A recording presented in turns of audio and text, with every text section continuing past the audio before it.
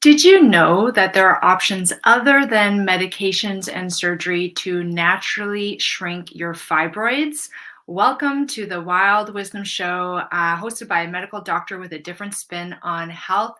I'm Dr. Patricia Mills, and today we are going to be talking about supplements that target underlying causes of uterine fibroid growth. And if you've been following along in this series, you'll know that this topic is near and dear to my heart because I myself had one large fibroid. And fortunately, I was able to shrink it using the approaches that I've been talking about. And I've done a few episodes already on why the fibroids grow in the first place, what kind of food can we help to shrink our fibroids. And today we're going to be talking about supplements. So, as a review, for those of you who are joining me for the first time and maybe missed the previous episodes, and maybe you even caught the previous episodes, but you'd need a little review because repetition is important.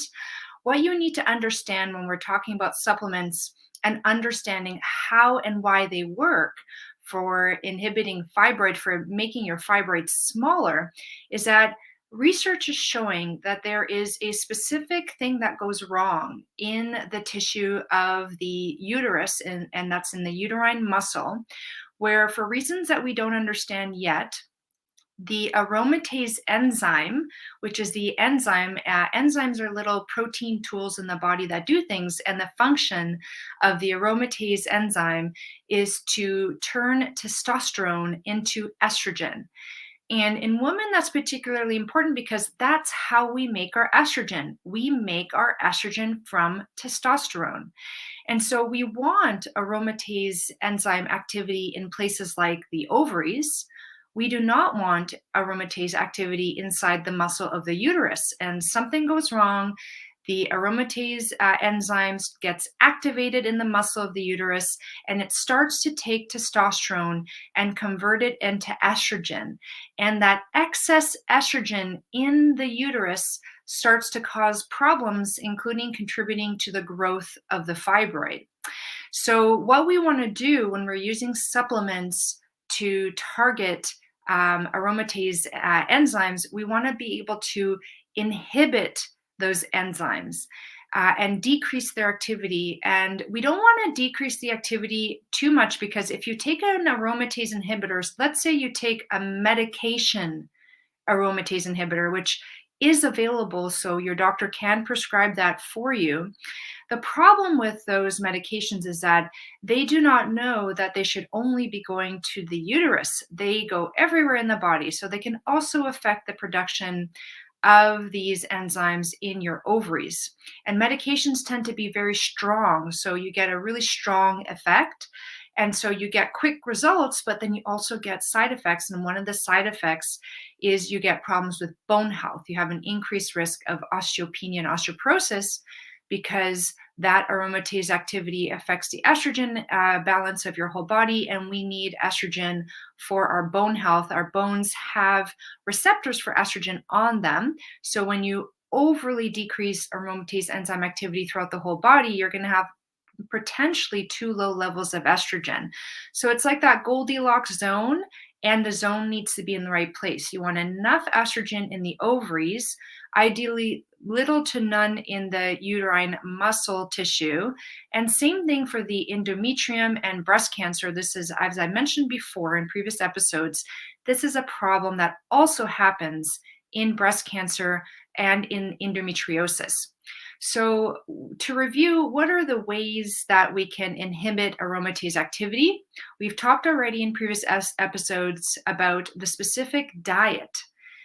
So, food. The other way is the supplements.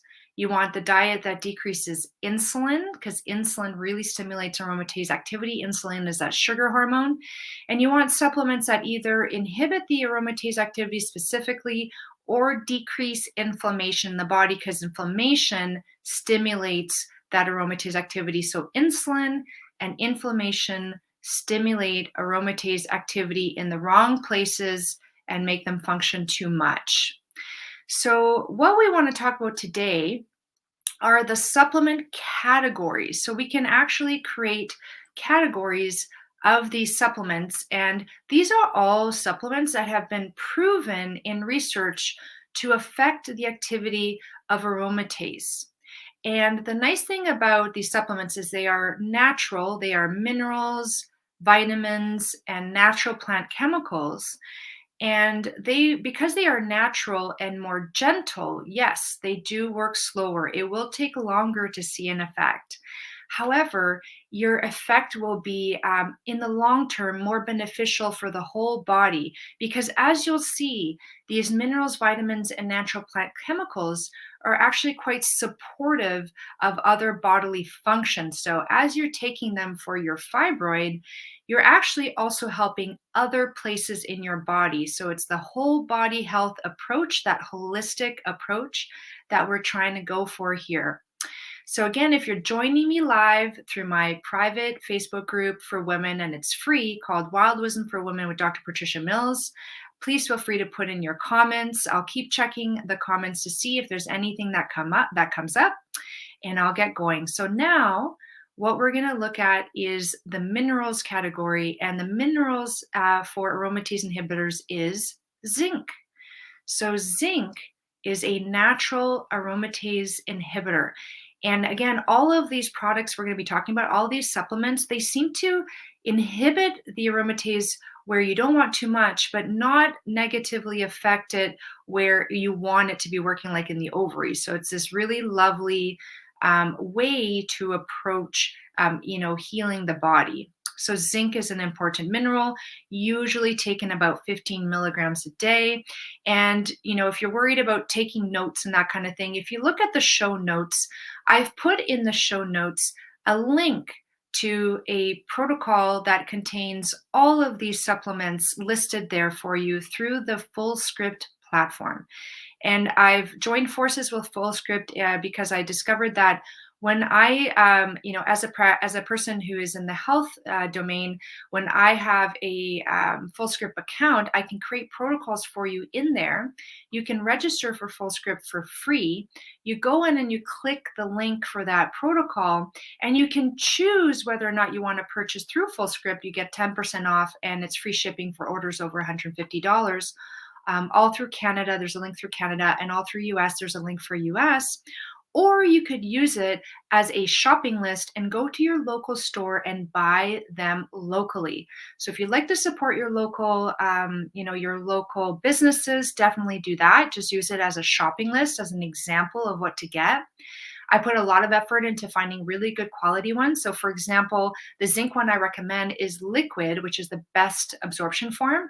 And it has no weird additional non-medicinal ingredients. It's just zinc sulfate, and sulfate's very healthy for you. So it's great absorption, doesn't taste like anything, no weird fillers or additional ingredients that could harm your health. So that's what I'm always looking for, is a combination of quality and good price point. So if you need to, if you want to access that list, just go into the show notes, click the link that's relevant for you, and use it as it serves you. So now we're going to cover vitamins, and that is vitamin C. So vitamin C is a natural aromatase inhibitor. And of course, what's wonderful about vitamin C is that it also helps you with your immune system. It helps build skin and collagen and hair and nails. It helps the body with antioxidant properties, so protecting against damage. So it's really a great vitamin. So, just like with zinc, it's, why not? Why not try it out? Now, this is where it gets really interesting, is the natural plant chemicals. So that third category.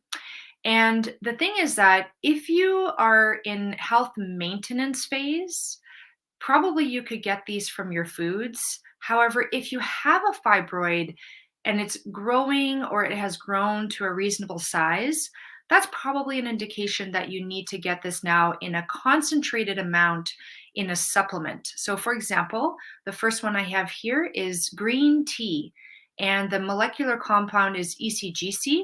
And what you want to do is make sure that it's the kind that has enough of a dose in it that will make a difference for your fibroid. Again, I put the one I recommend in that Fullscript protocol.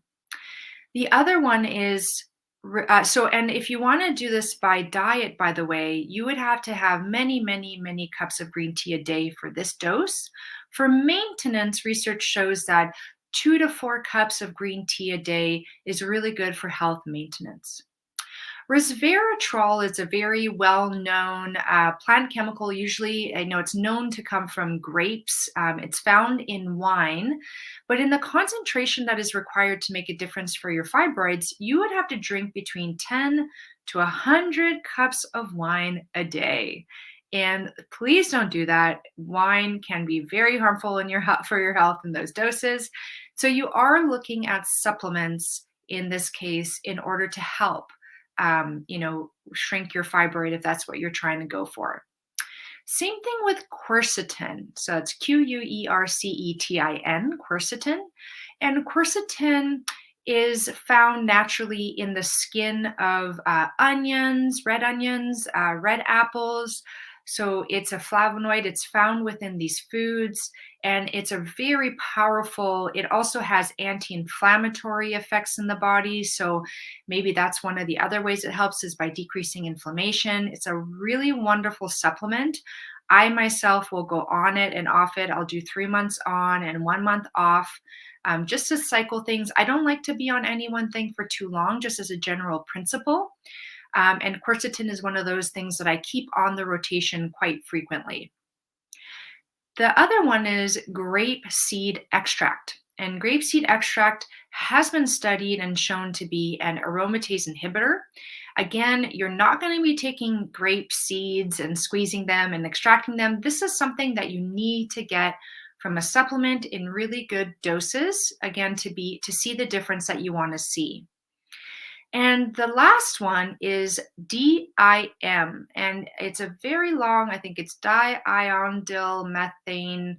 It's basically a breakdown product of from the plant families of the brassicas. So kale, cabbage, broccoli, Brussels sprouts, those all have compounds that include indole 3-carbol, and when that is broken down in the stomach acid, that indole 3-carbol turns into DIM, and DIM has amazing benefits for our estrogen health in general.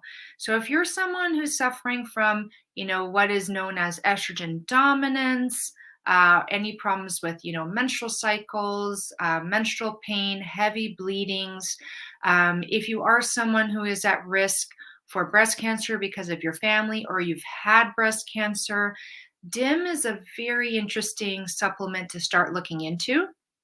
And in this case, it does decrease the excess production of estrogen. Testosterone is also important for our health. We need it for our muscle mass, for libido, for that zest in life. We don't need as much of it as men, but we do need some. So again, we want to protect our natural estrogen and decrease the amount of excess. We want to protect our natural testosterone and decrease the amount of excess estrogen.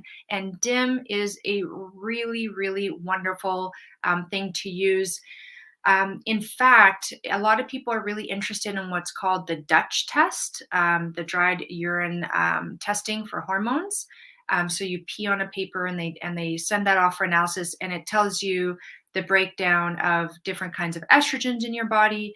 And in functional medicine, if it comes back that you have too much of the bad estrogen and not enough of the good estrogen, one of the recommendations is basically to eat this plant family of foods, and the supplements that are associated with that plant family that help in decreasing that bad estrogen and increasing the good one are things like sulforaphane, indole 3-carbol, and the DIM.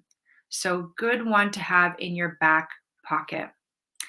And what we're going to cover now is another supplement that is very interesting because it has been studied in animals with uterine fibroids. And it's not an aromatase inhibitor, but it seems to have a really good effect on fibroids, and that's vitamin D. And the reason I'm bringing it up, even though it's been studied in animals and not in humans, is because there are vitamin D receptors on the uterine fibroids as well as throughout the body. And when they gave vitamin D3 to, I believe it was rats or mice that had uterine fibroids, it was quite impressive how much those fibroids shrank. And we do base a lot of our human research off of the findings in animal research. Now, if this was, a supplement that was a bit dangerous and came with a risk, I would wait until the human studies came out to recommend it. However, as you know, vitamin D is a very safe supplement. The upper tolerable limit is 10,000 international units a day. That means it's unlikely that you're going to have side effects with any dose below that. Most doctors are recommending around 5,000 international units a day. And if you stick to between 2,000 and 5,000, you're pretty safe. If you're worried about having too much vitamin D, then stick to the 2,000 international units. And what we find is that it has been shown to help with many, many things in the body. So while you would be supplementing to see if it helps with your fibroids, you could also be benefiting from it in terms of bone health, brain health, heart health, all of those things. When you go into the Fullscript protocol, you're going to see that I have provided a vitamin D3 that comes with a vitamin K2. You should always be taking vitamin D3 with K2. That's really important for bone health, as well as magnesium, by the way. So while you're in there, you might want to check out the magnesium protocol. So in order for calcium to get into the be absorbed into your body and then get into the bones rather than staying in the tissues and causing problems in the tissues and in the blood, you need the vitamin D3, the K2, and the magnesium. So in summary, what we've talked about today is that supplements can be used as one of the tools in your toolbox to decrease fibroid growth. However, in my opinion, they work best if you target the underlying causes of the fibroid growing in the first place, which is if you go back to previous episodes talking about why fibroids happen, what are the triggers of it, and then the other episode that talked about dietary ways to manage fibroids. Those are more root cause solutions and also decreasing inflammation. So eating a diet that doesn't spike your hormone insulin too much, which means a diet low in sugar, and doing things to decrease inflammation in your body, which we'll be talking about in the next few episodes. We're going to be talking about stress response and toxins tolerance negatively affecting inflammation, which can then stimulate the growth in your fibroids. If you just take supplements and you don't pay attention to the food, the inflammation, the stress, and the toxins, you will probably not get the full benefit of the results that you're looking for and hoping for. However, supplements can be like a catalyst, the things that sparks the recovery, that speeds up the healing. And oftentimes when you add them in, you get faster, better results. So that's what we're talking about today, is supplements that target underlying causes of uterine fibroid growth. Thank you so much for your interest and attention today. I hope you found this extremely valuable. If you did, please share, save, and subscribe so that more people can find these episodes and benefit from this wild wisdom. I hope you have a wonderful rest of your evening, day, or night, depending on when you catch this, and I'll see you in the next show. Bye.